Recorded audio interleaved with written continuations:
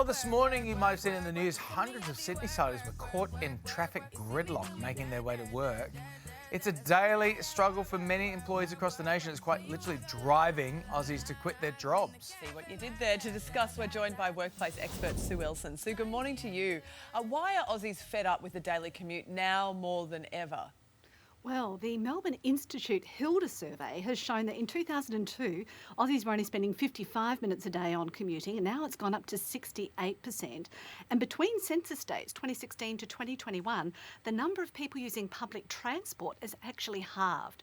So we've got, obviously, the cost of driving to work, the ageing infrastructure or infrastructure projects delaying things, congestion on the roads, and also the urban sprawl. All of these are combining to make that commute timely, costly, stressful, and it's actually affecting men even worse than women. So this comes as the Oz government sides with employers to get workers back into the office. So are you on board with this trend, and how does it look globally?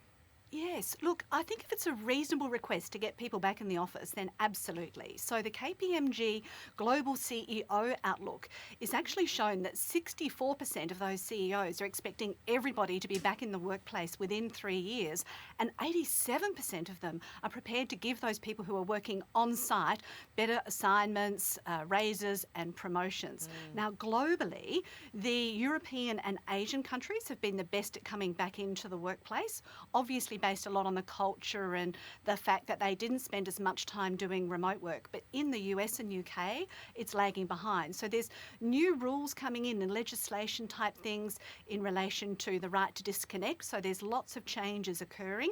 But ultimately, I think we're all going to end up, definitely some sort of hybrid option in the future. So when is the commute to work worth it, and when should you seriously be looking at working closer to home?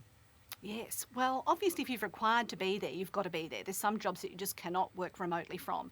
And also if you're in a niche role and it's part of your overall career plan and you love the culture, obviously you're going to tackle that. But if you're getting to the point where it is so stressful, it's really impacting on your life, it's okay to consider a job for now, for a little while, particularly if your lifestyle has changed and you've got a lot more responsibilities outside of working hours. So, though, I mean, there'll be some people there saying, I'm more better at working from home than I am working in the office. How do you negotiate that time when seems to be this global move against it?